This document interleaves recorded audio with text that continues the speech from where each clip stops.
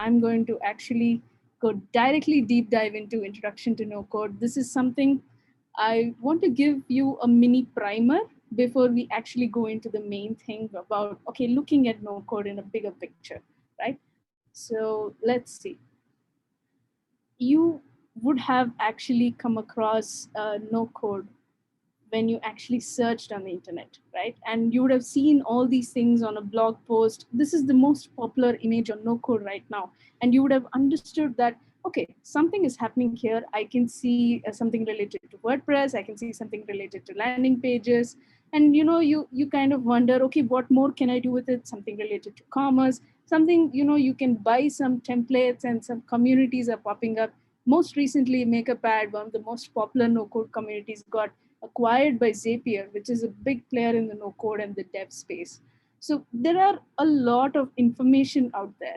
And obviously, the first reaction you have to it is like, okay, what's actually happening here? I do not know what's going to happen. And kind of scratching your head literally. And in India, whenever somebody's confused, the first thing they do is just put their head like this and scratch. It's it's a very common expression here.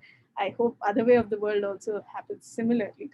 And your questions in your head would popcorn like this. What would I, what should I approach it? Where should I actually go, to figure out certain kinds of information? How can I maximize it to make sure that, I am learning the right things?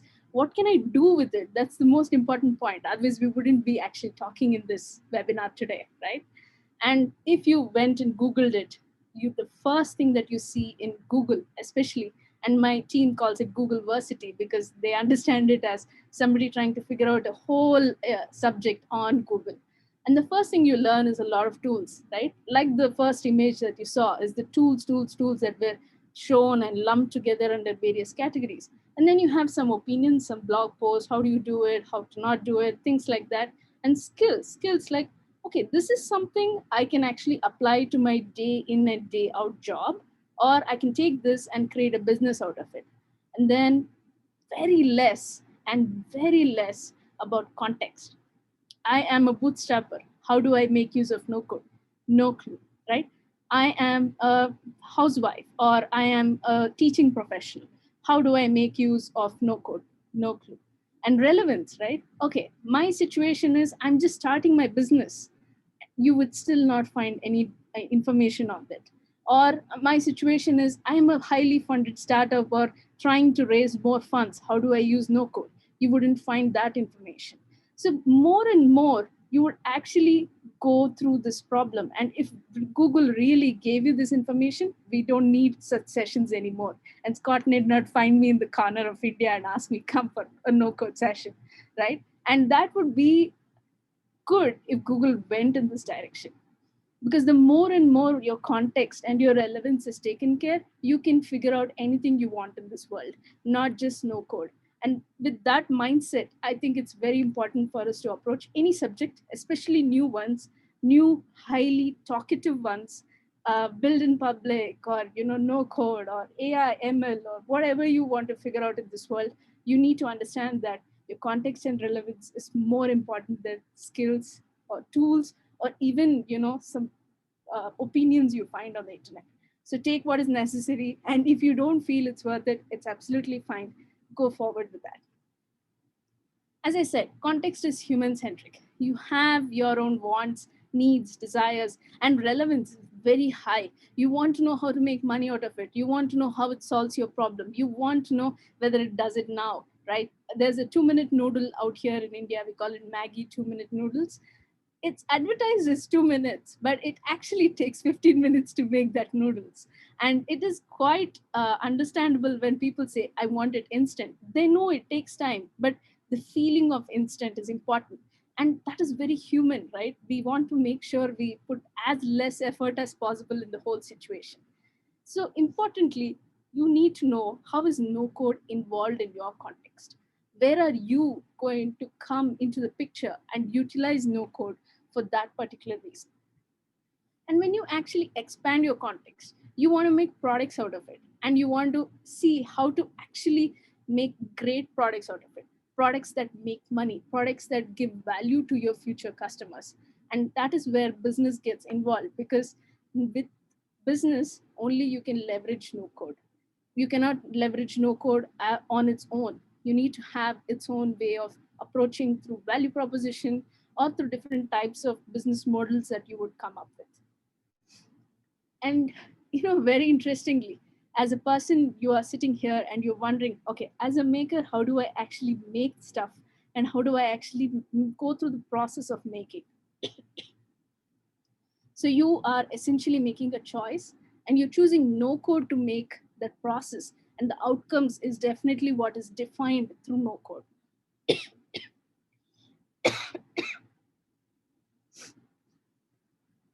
So now that I've said that base of no code, I want you to now take a drone shot of no code. Come with me on this journey to actually figure out how does this whole new landscape look like. And very importantly, you have to know that no code is this tiny dot, and it resides within a bigger dot, which is product. And product resides within an even bigger dot, that is business. Your customer, interestingly, is residing beyond this whole point. They are like, I don't know what is no code. I don't know what is your product doing. I don't know what your business is doing. And they're completely out of your context. But the only way your customer can interact with your product is through value. And in your entrepreneurship classes or anything to do with business, you would have learned about value proposition, where people actually pay for the value that you're providing in terms of pains, gains, and in terms of vitamins or painkillers. You have to make sure that these things are taken care. So how you build your product will be more important. And exchange of value is through money. Because without that validation, people will actually not pay for that value. And more importantly, your customer doesn't care if it's done with code or no code, because end of the day, this customer wants to see, is this product solving the problem that I'm going through? Am I taken care? And very interestingly, right, the same value proposition with a little bit of difference here and there, execution wise, this that, it's offered by different customers in the whole market, right? For the same product, you have different customers. For the same product offering, you have different types of products in the market. And that actually is kind of like a lot of competition. And with no code, I guess this competition is going to get stronger and stronger. Why do you ask? Because as you keep going through the cycle of business delivering value, and the customer keep paying you some currency in some form or other to continue the business and provide more value, this is a process, and you go through this huge process to ensure value is delivered. Now it sounds like, Madhuri, I've come for a no code session, why are you giving me a session on business and product? Right? It's important. Trust me, it's really important for you to understand this point before we actually deep dive into value, how you can extract value from no code. I will also share more, but please stay with me until we reach that point. Further, the business, as usual, wants to increase its customer base, increase its profit margin, make sure that enough retention and there's enough brand value so that the customer continues to exchange value through currency. And you would have seen this value creation process in your classes, where they would go right from problem to market. And these many huge steps are involved in ensuring and getting the value out. There are a lot of people involved in this as well, especially when it's a tech product. Right from stage 6 onwards, a huge tech team gets involved and tries to get their product up and running. There's technical architecture, there are UI designers. If you have worked on a digital product, you would understand how much you need to set up and run to even get a simple feature out there, right?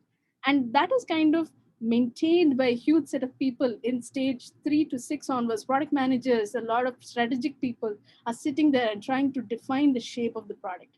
And all in all, you have to know the needs and wants from problem to stage 3, where the researcher or somebody who is in the capacity of insights give a lot of them to take it forward. While all of this is happening, the time to market takes longer and longer, right? And you are essentially saying there is somebody who is discovering some insights on who is the man that who needs this problem to be solved, who is the machine that you're trying to fix so that the man gets the problem solved. So time to market, like I mentioned, is very high, but you want it shorter, even shorter, and you want to ensure that it's much quicker. How do you do this? This is possible through no code. Because through no code, the barrier to launch something is much lower. You're actually getting to market very quickly and you're focused on what is the value that you want to provide. For example, if you want to set up a shop today, right? You just need to go to shopify.com and set up an e-commerce store. And if you can spare the money for it, it's $29 per month. Whereas if you hired a developer to set up a shop, it would cost you upwards of minimum of $10,000 to actually set up something like that from scratch by coding it and making it, right? You can go to Upwork, you can get a cheap quote, and you can do all of it. When you do all the work by yourself, you will have a kind of like a sunk cost fallacy to actually keep going with, and you keep spending more money. But do you really want to do that? And all this without even knowing if your shop is actually useful for people who you want to reach. If you're selling candles and if you take all the time to set up a store, we don't know who really wants to buy your candles. Can you set up an Insta store? Can you set up a Shopify store? These are the quickest way to actually reach your customers. And that's why I'm saying the barrier to launch is low through no code. The risk is low. $29 per month, the risk is really low. Cost definitely is saved there. The time to set up a simple Shopify store, it will take you 3 hours, including branding and all of these things. But if you are actually going to sit with a developer and do all of these things without any templates and from scratch, it will take you 6 weeks, a minimum quote, right? So 3 hours versus 6 weeks, we should know and make a choice right there. So the essence and focus on the solution, right? Your obsession with the idea is higher because you are like, okay, I want to see who wants to buy my candles. That's what you're wondering today. And you're able to do that because when you put a buy button out there, somebody is willing to go and buy it and prove that there is a need for that candle. Maybe your messaging worked. Maybe your flavor of the candle worked. Sorry, wrong. The fragrance of a candle worked, right? And things like that. You will be able to focus on your product and your obsession with the idea rather than actually figuring out, okay, what is the technical architecture to actually set up a shop, right? So the problem to market, the reduction in time is what no code will allow you big time. So what is no code? The question being is no code is actually not new. We've always tried to make better and better products every single time.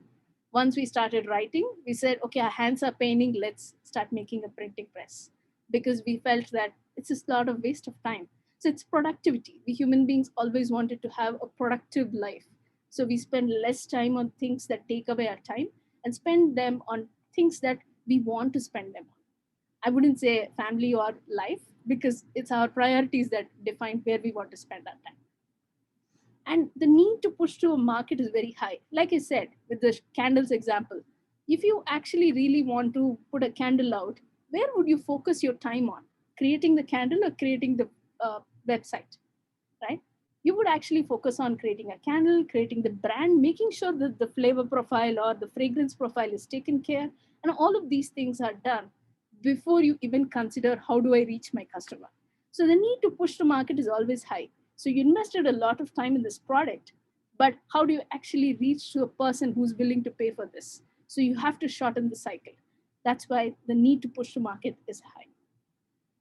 And human computer interaction design, right, is always proportional to emerging technologies. HCD has always predicted that technology barrier will reduce, but it never said how it will actually reduce. Right? When you actually study these principles through good books and HCD degree, they will tell you that there will come a stage where the machine will take over the man, because the man, as in just man, human. It doesn't mean that man, woman, none of these things. And it actually it comes to a point where people actually ask, how do I take it forward? How do I use and leverage this technology? Will the system think for me, right? We are asking that question now, and we don't like it when Instagram thinks for us and shows the sneaky ads on our phone, right? Like we are talking about motorbikes one day, and I will get an ad tomorrow. That's crazy. But the system is thinking it's helpful for us. It doesn't know the difference between good and bad. That's a completely other discussion. But HCD is going in that direction. And we have to design for it as we evolve through technology. You've seen this most popular GIF where the cycle was iterated upon countless amount of times, and you actually reached the right cycle right now that you can go farther and faster wherever you wanted. But now cycle is also too old school, and you attached a motor to it. It became a bike. Then we put two cycles together. It became four wheels, and we made it a car. So it keeps evolving. We are never happy with the status quo. So essentially, we are going through democratization of software. Where, like I said, we started writing and then we felt, oh, we need to reduce the time we write. So we started printing. That happened with music, it happened with movies. Everybody can open a YouTube channel today. I have a great iPhone that I can just take a movie out of today.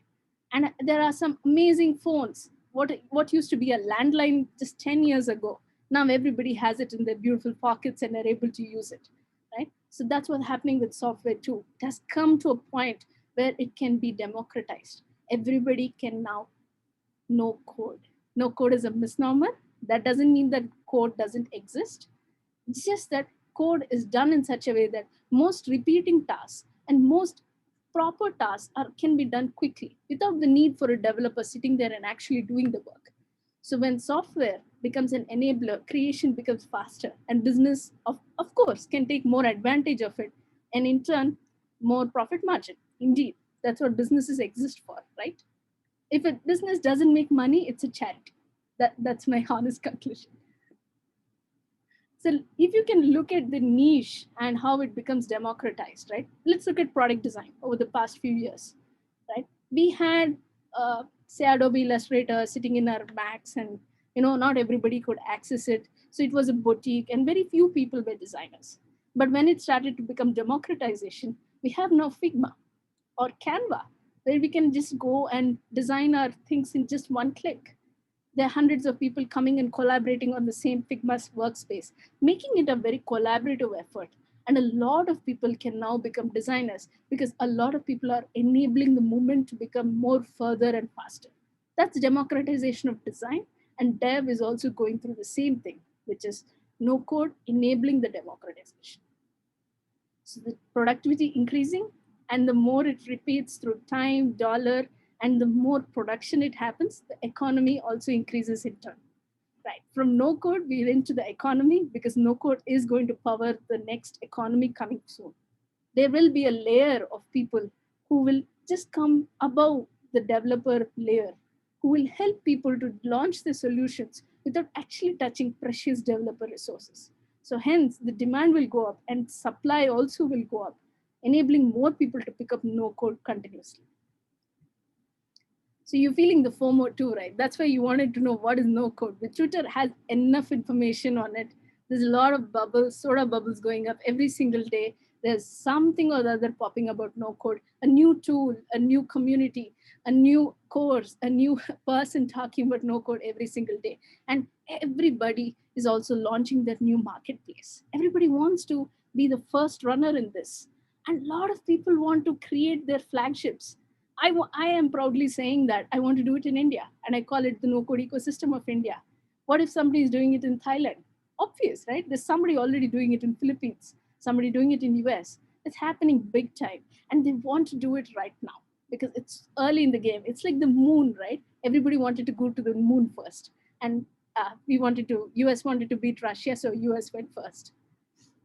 And brands are also amazing at this. When they captured a no code space, they started creating content around it. Webflow, Bubble, Airtable create great content for no coders and listen to the no code community actively to be a part of it and create more parts of it. And there are early movers, like I said, MakerPad recently got acquired by Zapier as a no code education ecosystem for, actually, I don't know the amounts they were acquired for, but that was amazing to hear that the no code space is actually moving in the right direction. There is interest from big players to invest and grow the no code ecosystem. And now that you are actually very early in the game, so I'm super happy that you're coming along with me. So congrats on making it this far. We will stick to it and let's go further. Like I said, no code means literally no code. That's not true because we cannot call it as no code. Everything we are doing digitally runs on code these days. Actually, no code means visual programming because we are actually drawing these things visually. And we are saying that let put this square 40 pixels to the right. We're able to use a dashboard on the right side or on the left side, wherever the panel is, and say, move the square that side, put this text here, make this button do something. And it runs on so much wrappers and so much tool wrappers that we are like, okay, there is a radio button that you just want to click and say, I agree to terms and conditions. But what happens when you click that radio button? It's all taken care in the back end. So it's very simplistic to for you and for a maker who's also making these tools. It's also very easy for them to say, on click, just say that this is done, right? So these are all the things that is possible in no code, and it allows people to move very quickly with these different layers already made. You don't have to touch the code and say, hey, this is what we have to do. So you can use a no code tool to create the product. So do not forget that's the no code tool we have to figure out. So far, you've heard that there is a big maker community and the coders. I've heard an interesting stat recently. We only have 3% of the world that can actually code things. So, however, how long are we going to overburden them to actually do that coding work? Do the same repetitive things, submit this information, show me a profile. All these things are being standardized now. And because of no code, there is an other ecosystem of makers actually forming where no coders can enable coders to do just the right required work. No coders actually will take away the bulk of developing work, which they do a road job to actually take it forward.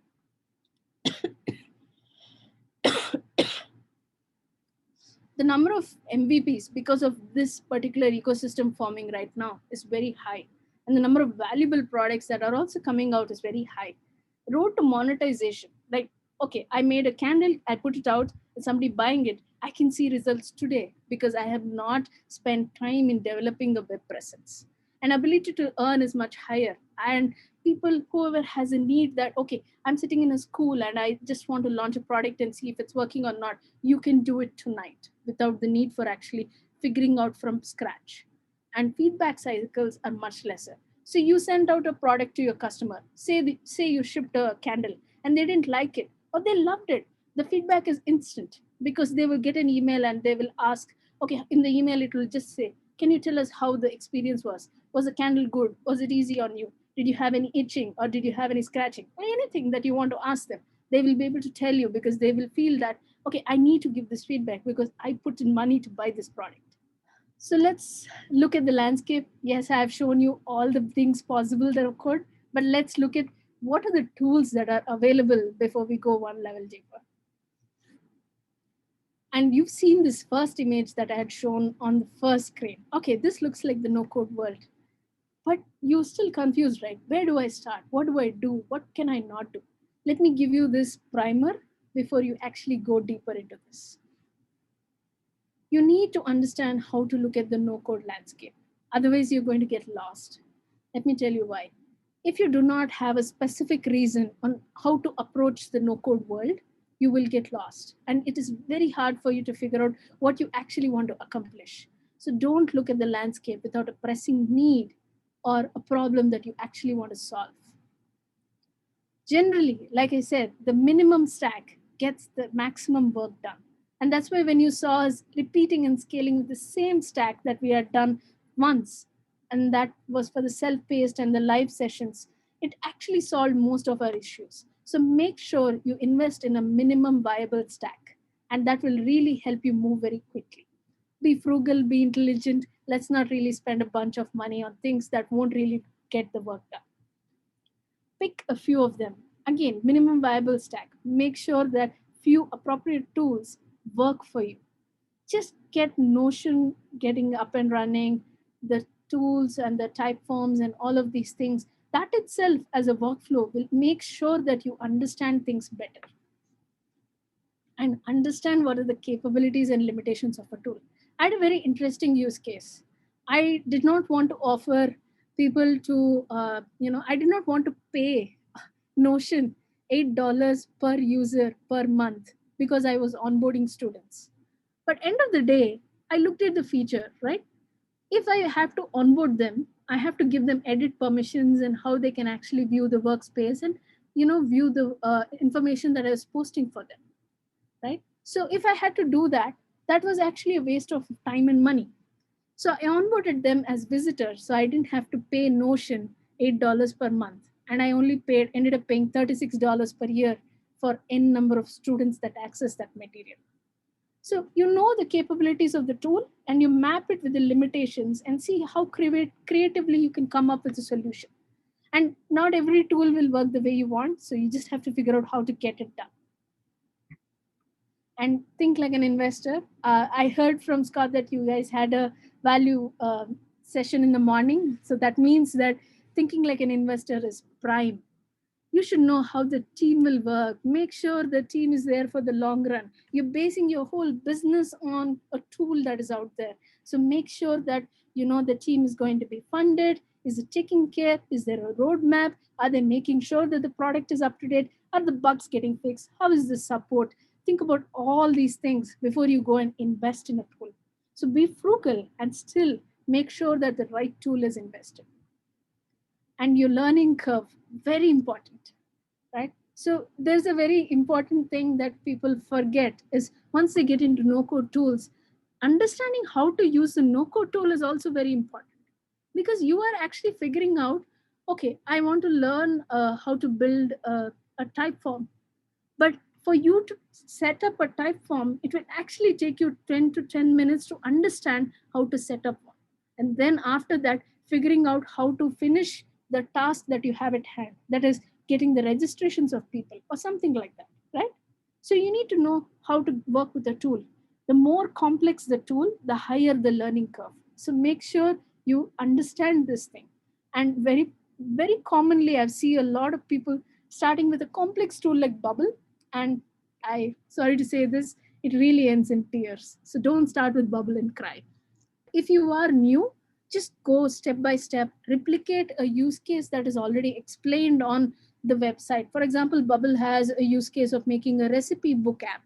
So go ahead, do that, because you'll start to familiarize yourself to get started with these no code tools, and it'll really help you get started there.